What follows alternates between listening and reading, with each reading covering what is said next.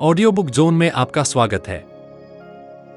कल्पना कीजिए कि आप धन और खुशी दोनों के रहस्यों को जान सकते हैं, न कि किस्मत या विशेषाधिकार से, बल्कि उन कौशलों के जरिए जिन्हें आप सीख सकते हैं। आज के सबसे प्रभावशाली विचारकों में से एक, नवल रविकांत का मानना है कि यदि कोई व्यक्ति कुछ मूल सिद्धांतों को अपनाता है, तो वह एक समृद्ध और संतुष्ट जीवन जी सकता है। यह वीडियो जल्दी अमीर बनने की कोई योजना या प्रेरक उद्धरणों का संग्रह नहीं है। यहाँ हम नवल की व्यावहारिक रणनीतियों में गहराई से उतरेंगे, जैसे बेहतर निर्णय लेना, विशेष कौशल प्राप्त करना और वास्तविक खुशी पाना। हमारे साथ बने रहें और ऐसी अंतर्दृष्टियों को जानें जो आपके जीवन को बदल सकती हैं। शुरू करने से पहले, अगर आपने अभी तक हमारे चैनल को सब्सक्राइब नहीं किया है, तो कृपया चैनल को सब्सक्राइब करें और इस वीडियो को लाइक करें ताकि हम आपके लिए ऐसी ही और सामग्री लाते रहें। भाग 1, संपत्ति का निर्माण। संपत्ति का निर्माण केवल कड़ी मेहनत से नहीं होता, यह एक ऐसा कौशल है जिसे कोई भी सीख सकता है। सच्चा धन केवल पैसे या प्रतिष्ठा तक सीमित नहीं है। इसमें ऐसी संपत्तियां शामिल होती हैं जो अपने आप बढ़ती हैं, जैसे व्यवसाय, निवेश और बौद्धिक संपदा। पैसा केवल मूल्य का आदान प्रदान है और प्रतिष्ठा आपको सामाजिक स्तर देती है। लेकिन स्थायी संपत्ति का लक्ष्य उन चीजों को बनाना है जो बिना निरंतर प्रयास के आय देती रहें। संपत्ति निर्माण के लिए हमें मानसिकता बदलने की जरूरत है। नैतिक रूप से संपत्ति बनाना न केवल संभव है, बल्कि वास्तविक मूल्य प्रदान करने से यह अधिक ठोस बनता है। सच्ची संपत्ति समाज को लाभ पहुंचाने वाले प्रयासों से बनती है, न कि केवल स्थिति बढ़ाने वाले कामों से।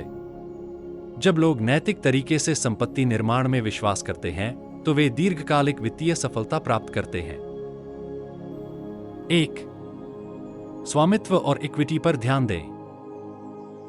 संपत्ति निर्माण का मूलभूत सिद्धांत स्वामित्व से जुड़ा है, न कि केवल समय को किराए पर देने से। वेतन के लिए काम करना सीमित है क्योंकि समय सीमित है, और आय केवल किए गए काम पर निर्भर करती है। वित्तीय स्वतंत्रता के लिए किसी ऐसे व्यवसाय, उत्पाद या बौद्धिक संपदा में स्वामित्व प्राप्त करने की कोशिश करें जो आपके सक्रिय योगदान के बिना भी मूल्य बढ़ाए। इसमें स्टॉक, व्यवसाय का स्वामित्व या बौद्धिक संपदा का विकास शामिल हो सकता है। इक्विटी आपको निष्क्रिय कमाई का अवसर देती है।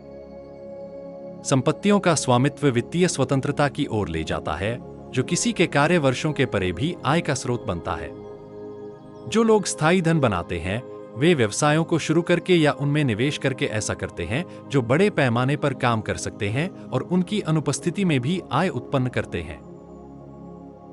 2. विशिष्ट ज्ञान विकसित करें। धन बनाने का एक शक्तिशाली तरीका विशिष्ट ज्ञान है, एक ऐसा कौशल सेट जो औपचारिक शिक्षा से नहीं, बल्कि जिज्ञासा, जुनून और अनुभव के माध्यम से आता है। यह ऐसा ज्ञान है जो स्वाभाविक और आनंददायक लगता है, गतिविधियां जो दूसरों को कठिन लग सकती हैं। कई लोग बचपन के शौकों या ऐसे कौशलों से विशिष्ट ज्ञान प्राप्त करते हैं जो स्वाभाविक रूप से उन्हें आकर्षित करते हैं। विशिष्ट ज्ञान मूल्यवान है क्योंकि इसे आसानी से सिखाया नहीं जा सकता। उदाहरण के लिए, किसी में बिक्री या गहरी तकनीकी विशेषज्ञता का स्वाभाविक कौशल हो सकता है। ये कौशल आसानी से आउटसोर्स नहीं किए जा सकते, जिससे वे दुर्लभ और महत्वपूर्ण बन जाते हैं। जब यह ज्ञान किसी की ताकत और रुचियों से मेल खाता है, तो यह उन्हें उन भूमिकाओं में सबसे उपयुक्त बनाता है जहां वे बिना थके उत्कृष्टता प्राप्त कर सकते हैं। उदाहरण के लिए, एक अच्छे विक्रेता ने कम उम्र में ही लोगों के साथ बातचीत करना सीखा होगा, जबकि एक तकनीकी उत्साही ने मनोरंजन के लिए कोडिंग सीखना शुरू कर दिया हो। ये कौशल धन के निर्माण की नींव बनाते हैं, क्योंकि वे लोगों को अपने क्षेत्र में अपूरणीय बनाते हैं। 3. जवाबदेही लें और विश्वसनीयता बनाएं। एक और महत्वपूर्ण कारक है जवाबदेही, यानी अपने कार्यों और उनके परिणामों की जिम्मेदारी लेना। जो लोग जवाबदेही लेते हैं, अपने नाम के साथ काम करते हैं और उसके लिए खड़े होते हैं, वे विश्वसनीयता और भरोसा अर्जित करते हैं। जवाबदेही दूसरों को आपको विश्वसनीय मानने का अवसर देती है, जो प्रतिष्ठा बनाने के लिए जरूरी है। अपने नाम के साथ जोखिम लेना संभावित पुरस्कार और विफलता दोनों लाता है, लेकिन यह प्रतिबद्धता ही सार्थक सफलता का रास्ता बनाती है। अपने काम का स्वामित्व लेने से समय के साथ विश्वसनीयता बढ़ती है, जिससे अधिक जिम्मेदारियां और अवसर मिलते हैं। जवाबदेही का सिद्धांत न केवल दीर्घकालिक सफलता का आधार है, बल्कि एक ठोस प्रतिष्ठा भी बनाता है जो भविष्य में लाभ पहुंचाती है। उदाहरण के लिए, लोग अक्सर अपनी राय खुलकर साझा करने से डरते हैं, लेकिन जो लोग ऐसा करते हैं और अपने विचारों पर कायम रहते हैं, उन्हें विश्वसनीयता मिलती है। इस तरह से लोग नेतृत्व की ओर बढ़ते हैं, अपने विश्वासों और काम के साथ जुड़े जोखिम उठाकर वे ध्यान, विश्वास और नए अवसरों को आकर्षित करते हैं। 4. उत्तोलन, अपने प्रयासों को बढ़ाए। उत्तोलन एक शक्तिशाली धन निर्माण उपकरण है, जिसका अर्थ है बिना अधिक काम किए अपने प्रयासों को बढ़ाने के लिए संसाधनों का उपयोग करना। उत्तोलन के 3 मुख्य प्रकार हैं: श्रम, पूंजी और कम लागत वाले उत्पाद, जैसे सॉफ्टवेयर या मीडिया।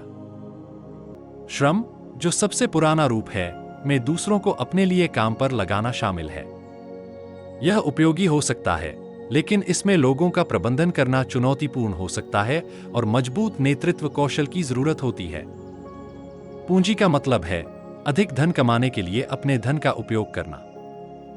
पिछले कुछ दशकों में, खासकर वित्त और निवेश क्षेत्रों में, इसने कई लोगों को धन संचय करने में मदद की है। आज मीडिया या कोड के माध्यम से उत्तोलन का सबसे आधुनिक और सुलभ रूप उपलब्ध है, ऐसे उत्पाद जो बिना अतिरिक्त संसाधनों के विस्तार कर सकते हैं। कोड और मीडिया ने विचारों, सॉफ्टवेयर और सामग्री को बड़े दर्शकों तक पहुंचाने में क्रांति ला दी है, और यह सब बिना सीधे मानव भागीदारी के। उदाहरण के लिए, सॉफ्टवेयर लाखों उपयोगकर्ताओं की सेवा कर सकता है, या एक वीडियो दुनिया भर के लोगों को शिक्षित कर सकता है। इस प्रकार का उत्तोलन अद्वितीय है, क्योंकि इसे अनुमति की आवश्यकता नहीं होती। कंप्यूटर या प्लेटफॉर्म तक पहुंच रखने वाला कोई भी व्यक्ति सामग्री या कोड बना सकता है और उसे व्यापक दर्शकों तक पहुंचा सकता है। इस प्रकार का उत्तोलन बड़े दर्शकों तक पहुंचकर कम लागत में धन निर्माण के अवसर खोलता है। कुंजी यह है कि कुछ ऐसा बनाएं जो कई लोगों के लिए मूल्यवान हो, और फिर उस तक पहुंचने के लिए उत्तोलन का उपयोग करें। 5. दीर्घकालिक लोगों के साथ दीर्घकालिक खेल खेलें। धन निर्माण में सबसे प्रभावशाली सिद्धांतों में से एक है चक्रवृद्धि ब्याज, न केवल वित्तीय रूप में, बल्कि रिश्तों, ज्ञान और विश्वास में भी। चक्रवृद्धि का मतलब है कि समय के साथ छोटे लाभ बड़े हो जाते हैं, जिससे हर सफलता अगली को और सुलभ बनाती है। खुद को ऐसे लोगों के साथ घेरें जो दीर्घकालिक सोच रखते हैं, भरोसे और ईमानदारी को महत्व देते हैं और रिश्तों में निवेश करते हैं। लंबे समय तक साथ निभाने वाले लोग धैर्यवान होते हैं और अल्पकालिक लाभ से प्रेरित नहीं होते। यह सिद्धांत व्यापार और व्यक्तिगत रिश्तों दोनों में लागू होता है। जिन लोगों में ईमानदारी होती है, उनके साथ काम करने से आपसी विश्वास और पारस्परिक लाभ का माहौल बनता है, जो समय के साथ बढ़ता है। चाहे वह धन, ज्ञान या नेटवर्क हो, चक्रवृद्धि का प्रभाव धन निर्माण को तेज करता है। उदाहरण के लिए, दशकों तक चलने वाली व्यावसायिक साझेदारी सरल हो जाती है, क्योंकि विश्वास गहरा होता है और बातचीत सहज होती है। समय के साथ यह जुड़ाव आरंभिक लाभों से कहीं अधिक मूल्य पैदा करता है, क्योंकि सभी की सफलता एक साथ जुड़ी होती है। 6. आजीवन सीखने को अपनाएं। आज की तेजी से बदलती दुनिया में लगातार सीखना पहले से अधिक मूल्यवान है। केवल डिग्री या एक निश्चित पाठ्यक्रम पर निर्भर रहने के बजाय, धन बनाने के लिए अनुकूलन क्षमता और नए कौशल तेजी से सीखने की क्षमता की जरूरत होती है। इसका उद्देश्य है आत्मनिर्भर बनना और किसी भी चुनौती को सीखकर पूरा करना। निरंतर सीखने से लचीलापन आता है, जिससे आप प्रासंगिक और प्रतिस्पर्धी बने रहते हैं। बुनियादी विषयों का ज्ञान खासकर उपयोगी है। बहुत जल्दी विशेषज्ञ बनने के बजाय बुनियादी अर्थशास्त्र, मनोविज्ञान और तकनीकी समझ में कुशल बनने का लक्ष्य रखें। ये मूल बातें आपको नए अवसरों को पहचानने और समझने में मदद करती हैं। इसके अलावा आजीवन सीखने की आदत आपको जिज्ञासु बनाए रखती है, जिससे अवसर देखने का फायदा मिलता है, जिसे अन्य लोग चूक सकते हैं। इस विकास मानसिकता के साथ व्यक्ति हमेशा भविष्य के लिए तैयार रहता है, चाहे किसी भी उद्योग में बदलाव आए। 7. खुद को उत्पादीकृत करें। उत्पादीकरण का मतलब है अपने कौशल और ज्ञान को ऐसा उत्पाद या सेवा बनाना जिसे बढ़ाया जा सके। खुद को का अर्थ है कि यह उत्पाद आपके लिए विशिष्ट होना चाहिए, आपकी अंतर्दृष्टि, कौशल या विशेषज्ञता के आधार पर। उत्पादीकरण आपकी व्यक्तिगत विशेषज्ञता को मापनीय उत्पादों में बदल देता है, जैसे किताबें, कोर्स या सॉफ्टवेयर जो आपके काम से परे भी मूल्य बनाए रखते हैं। अपना एक उत्पादीकृत संस्करण न केवल आपकी कमाई को बढ़ाता है, बल्कि आपके विशिष्ट ज्ञान के इर्द गिर्द एक ब्रांड भी बनाता है। इससे सक्रिय कार्य के बिना लगातार आय उत्पन्न करने की सुविधा मिलती है। उदाहरण के लिए, एक सॉफ्टवेयर डेवलपर ऐसा ऐप बना सकता है जो लंबे समय तक राजस्व उत्पन्न करता रहे, या एक लेखक किताबों के जरिए बिना रोजाना काम किए ही आय कमा सकता है। उत्पादीकरण के लिए अपनी व्यक्तिगत ताकत को समझना और उन्हें मूल्यवान उत्पाद में बदलने के तरीके खोजना आवश्यक है। यह दृष्टिकोण मापनीयता पर आधारित है, जो आपकी प्रभाव क्षमता को बढ़ाकर वित्तीय स्वतंत्रता की ओर ले जाता है। भाग 2. निर्णय लेना। अच्छा निर्णय लेना एक शक्तिशाली कौशल है, खासकर आज की दुनिया में जहां एक सही निर्णय बड़े लाभ ला सकता है। कच्ची बुद्धि या तकनीकी क्षमता के बजाय निर्णय लेना दीर्घकालिक प्रभावों को समझते हुए बुद्धिमानी से चुनने का तरीका है। यह लोगों को अस्थायी जीत की जगह स्थायी सफलता की राह पर ले जाने में मदद करता है। असल में निर्णय लेना अनुभव और सोच का एक संयोजन है। यह सिर्फ त्वरित निर्णयों के बारे में नहीं है, बल्कि यह समझने के बारे में है कि किस रास्ते पर चलने से सार्थक परिणाम मिलेंगे। अच्छा निर्णय लेना खास तौर पर जटिल या अनिश्चित स्थितियों में उपयोगी होता है। निर्णय के महत्व को समझना। कई बार निर्णय लेना कम आंका जाता है। मेहनत का अपना स्थान है, लेकिन असल में दिशा निर्णय से तय होती है, खासकर जब बड़ी संभावनाओं वाले विकल्प हों। केवल मेहनत करने के बजाय एक सूझबूझ वाला निर्णय अधिक संभावनाओं के दरवाजे खोल सकता है। कड़ी मेहनत से कौशल विकसित करने में मदद मिलती है, लेकिन निर्णय लेने के लिए अनुभव, धैर्य और असफलताओं से सीखना जरूरी है। अच्छा निर्णय वास्तविक अनुभव और बुनियादी समझ से बनता है। स्पष्ट रूप से कैसे सोचें। निर्णय लेने के लिए स्पष्ट सोच बेहद महत्वपूर्ण है। यह भ्रम को दूर करती है और निर्णयों को आसान बनाती है। स्पष्टता का अर्थ है बुनियादी बातों में महारत हासिल करना और धीरे धीरे जटिलताओं को समझना। यह गणित की तरह है, अंकगणित और ज्यामिति को समझे बिना त्रिकोणमिति समझना मुश्किल है। जटिल विचार तभी पूरी तरह समझ में आते हैं जब बुनियादी बातें स्पष्ट हों। स्पष्ट सोच रखने वाले लोग जटिल शब्दावली का सहारा लेने से बचते हैं और चीजों को आसान तरीके से समझाते हैं। किसी के ज्ञान की गहराई का अंदाजा इस बात से लगाया जा सकता है कि वह कितनी सादगी से चीजों को समझा सकता है। दिखने में स्मार्ट लगने से बेहतर है कि स्पष्टता को महत्व दिया जाए, क्योंकि यह सही समझ और संचार को बढ़ावा देता है। संज्ञानात्मक पूर्वाग्रहों से बचना। अक्सर सही निर्णय को पूर्वाग्रह और पहले से बनी धारणाएं बाधित कर देती हैं। ये पूर्वाग्रह वास्तविकता को धुंधला कर देते हैं और लोग तथ्यों के बजाय धारणाओं के आधार पर निर्णय लेते हैं। हमारा दिमाग कई बार शॉर्टकट लेता है, लेकिन ये शॉर्टकट आदतों या भावनाओं पर आधारित होने पर निर्णय में गड़बड़ी ला सकते हैं। वास्तविकता को जैसे है वैसा देखने के लिए उन लेबल और पहचान को छोड़ना जरूरी है जो हमारी सोच को सीमित करते हैं। अपनी पुरानी मान्यताओं या सामाजिक पहचान को पकड़े रहने के बजाय स्पष्ट विचारक नई जानकारी मिलने पर अपने विचारों में बदलाव के लिए तैयार रहते हैं। यह खुलेपन की भावना उन्हें सही समझ बनाने और बदलती स्थितियों में वास्तविकता से जुड़े रहने में मदद करती है। मानसिक मॉडलों का संग्रह बनाना। मानसिक मॉडल ऐसे उपकरण हैं जो हमें दुनिया को समझने और बेहतर निर्णय लेने में मदद करते हैं।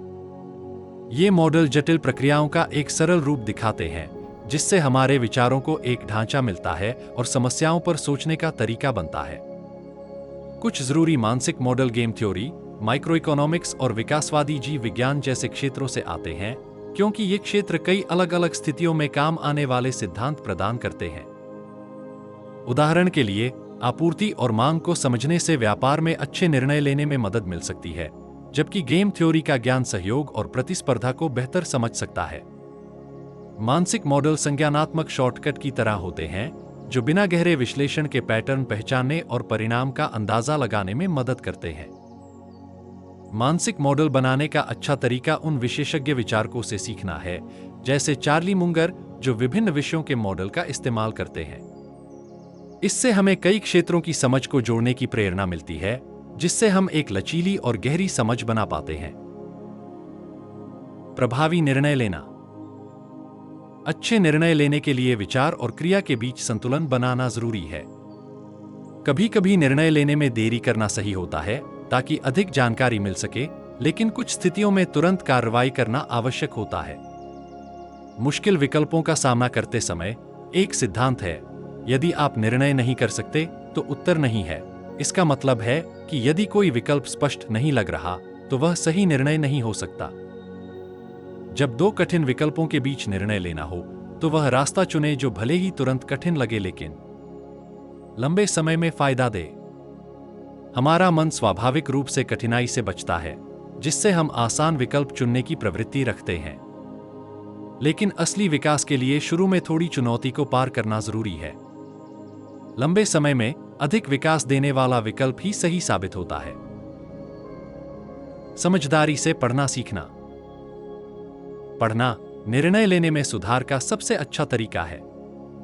महान विचारकों, वैज्ञानिकों और दार्शनिकों का अध्ययन करके कोई भी ऐसे विचार सीख सकता है जो असली जीवन की स्थितियों में काम आते हैं। उद्देश्य यह है कि सिद्धांतों की एक ठोस नींव तैयार हो, जिसे अलग अलग परिस्थितियों में लागू किया जा सके। ज्ञान का मजबूत आधार बनाने के लिए क्लासिक और मूल कार्यों पर ध्यान दें, जो समय की कसौटी पर खरे उतरते हैं। प्रभावी ढंग से पढ़ने का मतलब है मात्रा से ज्यादा गुणवत्ता को प्राथमिकता देना। सभी किताबें एक जैसी उपयोगी नहीं होती और कुछ के विचारों में समय के साथ बदलाव आ सकता है। ऐसी किताबें चुनें जो लोकप्रियता से अधिक स्थायी ज्ञान देती हैं। सबसे मूल्यवान कार्य वो होते हैं जो हमारी सोच को चुनौती देते हैं, स्पष्टता को बढ़ाते हैं और हमारे दृष्टिकोण को व्यापक बनाते हैं। भाग 3। खुशी सीखना। खुशी एक ऐसी चीज है जो किसी को जन्म से नहीं मिलती या अचानक नहीं होती। यह एक कौशल है जिसे लगातार अभ्यास और इरादे के साथ सीखा और विकसित किया जा सकता है। कई लोग सोचते हैं कि खुशी बाहरी चीजों जैसे पैसे या सफलता से मिलती है, लेकिन असली खुशी हमारे आंतरिक विकल्पों और आदतों से उत्पन्न होती है। यह नजरिया खुशी को एक सीखा हुआ कौशल मानता है, ठीक वैसे ही जैसे शारीरिक फिटनेस या अच्छा पोषण। एक विकल्प के रूप में खुशी। खुशी बाहरी उपलब्धियों का नतीजा नहीं, बल्कि एक सचेत विकल्प है। इसके लिए यह समझना जरूरी है कि शांति और संतोष भीतर से आते हैं, न कि अधिक पाने से। जब लोग खुशी को महत्व देते हैं और इसे प्राथमिकता देते हैं, तो वे आंतरिक शांति पाने के लिए खुद पर काम करते हैं। यह तरीका हमें यह समझने में मदद करता है कि खुशी हमेशा भीतर से बनती है, न कि केवल बाहरी चीजों पर निर्भर रहती है। उपस्थिति की भूमिका। खुशी हासिल करने में वर्तमान में रहना एक बड़ा कारक है। अक्सर लोग अतीत की गलतियों या भविष्य की चिंताओं में खोए रहते हैं, जिससे वे वर्तमान का आनंद नहीं ले पाते।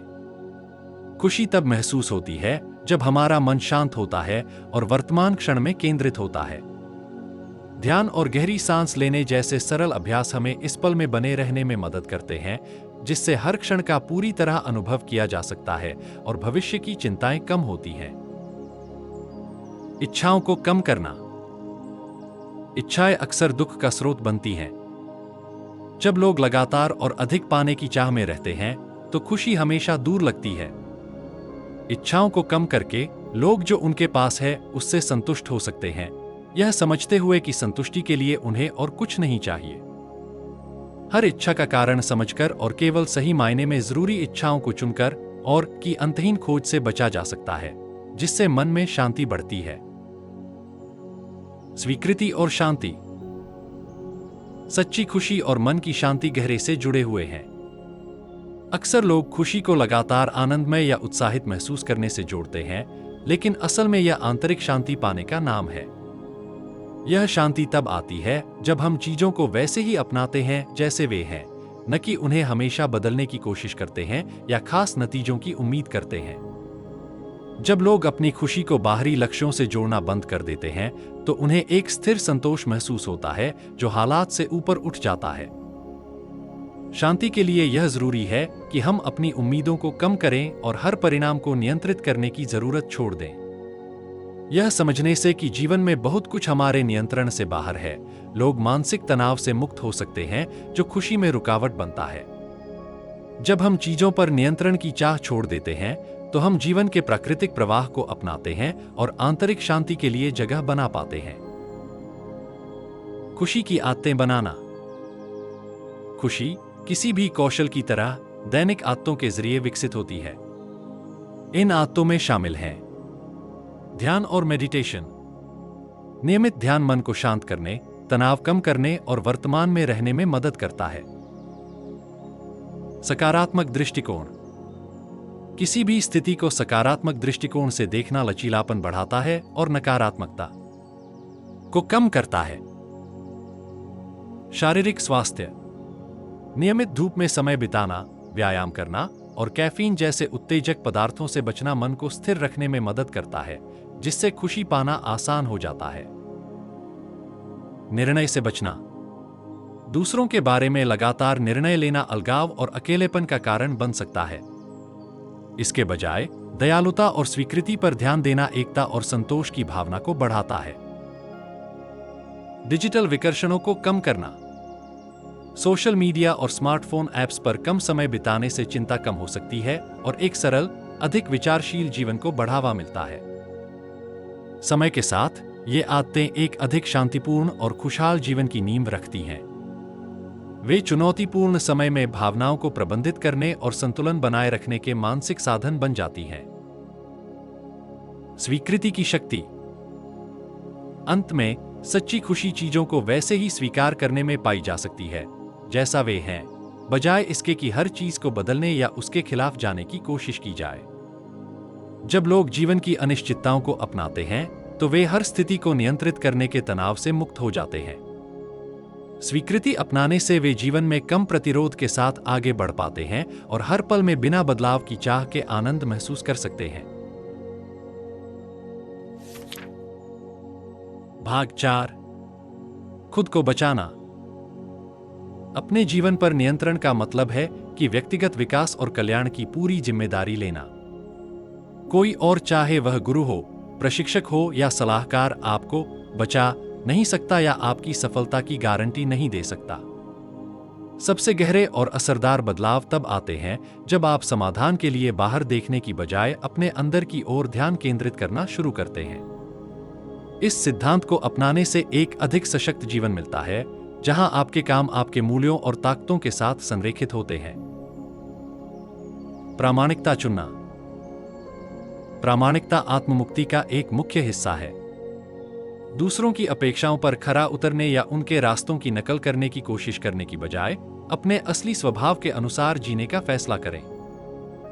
हर व्यक्ति के पास ज्ञान, अनुभव और व्यक्तित्व का एक अनूठा मिश्रण होता है जो उन्हें विशेष बनाता है। यह विशिष्टता आपकी ताकत है और अपने अंतर्ज्ञान का पालन करने से अक्सर दूसरों के नक्शे का अनुसरण करने की तुलना में अधिक संतोषजनक और सही परिणाम मिलते हैं। यह मानसिकता बदलाव आपको दिशा के लिए भीतर की ओर देखने के लिए प्रेरित करता है। दूसरों के अनुभवों के आधार पर बनी योजनाओं को अपनाने के बजाय यह समझने की कोशिश करें कि आपके लिए सबसे ज्यादा अर्थपूर्ण और सही क्या लगता है। इसमें उस आंतरिक आवाज पर भरोसा करना शामिल है जो आपको स्वाभाविक रूप से सही चुनाव करने के लिए मार्गदर्शन करती है। स्वास्थ्य और तंदुरुस्ती को प्राथमिकता देना। खुद को बचाने का एक महत्वपूर्ण पहलू यह है कि शारीरिक, मानसिक और आध्यात्मिक स्वास्थ्य को प्राथमिकता दें। एक मजबूत स्वास्थ्य आधार के बिना किसी भी चीज को हासिल करना मुश्किल हो सकता है। स्वास्थ्य आपके जीवन की उत्पादकता और खुशी का आधार है। अच्छे पोषण, नियमित व्यायाम और पर्याप्त आराम के जरिए अपने शरीर को मजबूत बनाए रखें। आधुनिक जीवनशैली अक्सर प्राकृतिक जीवन से अलग हो जाती है, जिससे तनाव और स्वास्थ्य संबंधी समस्याएं पैदा होती हैं। इसलिए अपने स्वास्थ्य के समर्थन में प्रकृति में समय बिताना और संतुलित आहार बनाए रखना स्थायी तंदुरुस्ती को बनाए रखता है। मानसिक स्वास्थ्य भी ध्यान देने योग्य है। माइंडफुलनेस, जर्नलिंग या विचारों के लिए समय देने जैसी प्रथाएं मानसिक स्पष्टता और शांति बनाए रखने में सहायक हैं। डिजिटल विकर्षणों और अनावश्यक तनावों से दूर रहकर दिमाग को साफ रखना और व्यक्तिगत विकास के लिए जगह बनाना आसान हो जाता है। आत्मानुशासन अपनाना। आत्मनिर्भरता के रास्ते पर आत्मानुशासन महत्वपूर्ण है। अनुशासन के बिना टालमटोल में फंसना या प्रेरणा के लिए दूसरों पर निर्भर रहना आसान हो सकता है। छोटे और लगातार कदम उठाने से ऐसी आदतें बनती हैं जो लंबे समय तक चलने वाले नतीजे देती हैं। उदाहरण के लिए, रोज थोड़ा व्यायाम करना या नियमित रूप से पढ़ने की आदत बनाना, चाहे वह छोटा हो, आत्मनिर्भरता और व्यक्तिगत जिम्मेदारी को मजबूत करता है। अनुशासन बनाने के लिए यथार्थवादी और हासिल करने योग्य लक्ष्य निर्धारित करना एक अच्छी रणनीति है। अगर उद्देश्य किसी आदत को छोड़ना या नई आदत अपनाना है, तो छोटी शुरुआत करें ताकि बर्नआउट से बचा जा सके। छोटी छोटी सफलताओं का जश्न मनाएं और धीरे धीरे चुनौती बढ़ाएं। आत्मानुशासन कठोर नियमों से नहीं, बल्कि यह समझने से आता है कि वास्तव में आपके लिए क्या सहायक है और फिर अपने कार्यों को उसी समझ के साथ संरेखित करने से आता है। बाहरी मान्यता से मुक्ति। खुद को बचाने का एक और महत्वपूर्ण सबक है सामाजिक स्वीकृति या मान्यता की आवश्यकता से मुक्त होना। बाहरी मान्यता की चाह दूसरों की राय पर निर्भरता पैदा कर सकती है, जिससे आप ऐसे काम करने लगते हैं जो आपके अपने मूल्यों के अनुरूप नहीं होते। अपने लिए जो वास्तव में महत्वपूर्ण है, उस पर ध्यान केंद्रित करके दूसरों की स्वीकृति की जरूरत कम हो जाती है। यह बदलाव अधिक आंतरिक स्वतंत्रता लाता है, जहां आपके कार्य सामाजिक अपेक्षाओं के बजाय आपकी खुद की प्रेरणा से प्रेरित होते हैं। मान्यता से मुक्ति साहस और लचीलापन बढ़ाती है। यह आपको ऐसे विकल्प चुनने का अधिकार देती है जो भले ही पारंपरिक न हो, लेकिन आपके व्यक्तिगत मूल्यों और लक्ष्यों के साथ अधिक मेल खाते हैं। आजीवन सीखना और आत्मसुधार। निरंतर सीखना और कौशल विकसित करना आत्मशक्तिकरण के लिए आवश्यक है। कठोर लक्ष्यों के बजाय ऐसी लचीली प्रणालियां बनाना जो आपके विकास का समर्थन करें, दीर्घकालिक सफलता को प्रोत्साहित करता है। उदाहरण के लिए, किसी विशेष वित्तीय लक्ष्य पर ध्यान देने के बजाय अनुनय, समस्या समाधान या संचार जैसे कौशलों को विकसित करना बेहतर हो सकता है। ऐसे कौशल जीवन के विभिन्न पहलुओं में काम आते हैं और आपको चुनौतियों का सामना करने में अधिक बहुमुखी और मजबूत बनाते हैं। इसके अलावा सीखना पारंपरिक विषयों तक सीमित नहीं होना चाहिए। भावनात्मक बुद्धिमत्ता, आत्मजागरूकता और ध्यान जैसी प्रथाएं भी अमूल्य हैं। जब आप खुद को और दूसरों को बेहतर समझने वाले क्षेत्रों में अपना ज्ञान बढ़ाते हैं, तो व्यक्तिगत विकास एक मंजिल के बजाय एक आजीवन यात्रा बन जाती है। जीवन की क्षणभंगुरता को स्वीकार करना। जीवन की नश्वरता को स्वीकार करने से एक गहरी शांति मिलती है। यह समझ कि हमारे कई कार्य और चिंताएं लंबे समय में मायने नहीं रखेंगी, तनाव और चिंता को कम करने में मदद करती है। वर्तमान क्षण पर ध्यान केंद्रित करना और हमारे पास जो समय है उसकी सराहना करना हमें छोटी चिंताओं को छोड़ने और इसके बजाय सार्थक अनुभवों और रिश्तों को प्राथमिकता देने में मदद करता है। मृत्यु का ध्यान हमें याद दिलाता है कि जो वास्तव में मायने रखता है उस पर समय व्यतीत करें। यह दृष्टिकोण अहंकार की नियंत्रण की इच्छा को भी कम करता है। जीवन में कई अनिश्चितताएं होती हैं और हर चीज को नियंत्रित करने की कोशिश से निराशा हो सकती है। एक लचीला और खुला दृष्टिकोण अपनाने से हम यात्रा का आनंद लेने पर ध्यान केंद्रित कर सकते हैं, न कि हर परिणाम पर। भाग 5। दर्शन। जीवन का अर्थ हर किसी के लिए एक जैसा नहीं होता। हर व्यक्ति को इसे अपने तरीके से खोजना चाहिए। सच्चा उद्देश्य बाहर से नहीं मिलता, बल्कि अपने अनुभवों और व्यक्तिगत समझ से उभरता है। कुछ लोगों के लिए जीवन का अर्थ कोई बड़ा, खास उद्देश्य नहीं हो सकता, बल्कि यह हर पल में संपूर्णता महसूस करने और जो सच में सही लगे, उसी को अपनाने से आता है। अपने मूल्यों के अनुसार जीना एक सच्चे और ईमानदार जीवन के लिए जरूरी है। ये मूल्य हमारे निजी मार्गदर्शक होते हैं जो हमारे फैसलों और रिश्तों को आकार देते हैं। जब हमारे मूल्य दूसरों से मेल खाते हैं तो रिश्ते सहज महसूस होते हैं और छोटे छोटे झगड़े कम महत्वपूर्ण लगते हैं।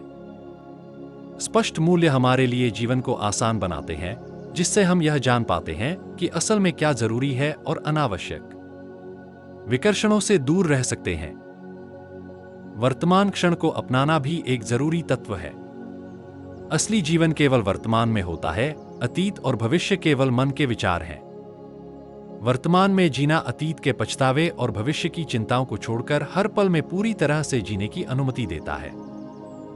आखिर में आध्यात्मिकता को तर्कसंगत तरीके से अपनाने से मन को साफ और स्थिर रखने में मदद मिलती है, बिना किसी अंधविश्वास के। पक्के विश्वासों के बजाय अपने व्यक्तिगत अनुभवों पर जोर देने से ज्ञान की एक सरल और खुद पर निर्भर राह बनती है। इस तरह दर्शन एक अभ्यास बन जाता है जिसमें गैर जरूरी मान्यताओं को छोड़कर वर्तमान को अपनाकर और अपने व्यक्तिगत मूल्यों पर आधारित जीवन जीने पर ध्यान केंद्रित किया जाता है। निष्कर्ष। अंत में, धन और खुशी प्राप्त करना किसी कठिन मार्ग का पालन करने से नहीं, बल्कि कुछ मूल सिद्धांतों को समझने और उन्हें अपनाने से जुड़ा है।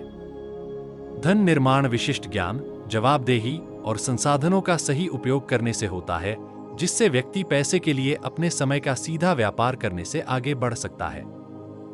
दूसरी ओर, खुशी अंदर की ओर ध्यान केंद्रित करके, मन की शांति पाकर और इच्छाओं को संतुलित करके पाई जाती है। बाहरी स्वीकृति या हर परिणाम को नियंत्रित करने की कोशिश के बजाय सच्ची संतुष्टि आत्मनिर्भरता, वर्तमान में जीने और स्वीकृति को अपनाने से आती है। ये विचार हमें याद दिलाते हैं कि सफलता और खुशी दूसरों की नकल करने से नहीं, बल्कि खुद को बेहतर समझने, सोच को स्पष्ट रखने और अपने मूल्यों के अनुसार जीवन जीने से प्राप्त होती है। यह उन छोटे छोटे सोच समझकर किए गए चुनावों के बारे में है जो एक सच्चे और संतुलित जीवन का निर्माण करते हैं। सुनने के लिए धन्यवाद। अगर ये विचार आपको प्रेरित करते हैं तो कृपया लाइक, शेयर और संतोषजनक जीवन के बारे में और जानकारी के लिए हमारे चैनल को सब्सक्राइब करें। याद रखें, धन और खुशी की यात्रा आत्मखोज और सोच समझकर किए गए कार्यों से शुरू होती है। हमारे साथ जुड़े, क्योंकि हम जीवन को बेहतर बनाने वाले कालातीत ज्ञान को खोजने और उसे अपनाने की यात्रा में हैं।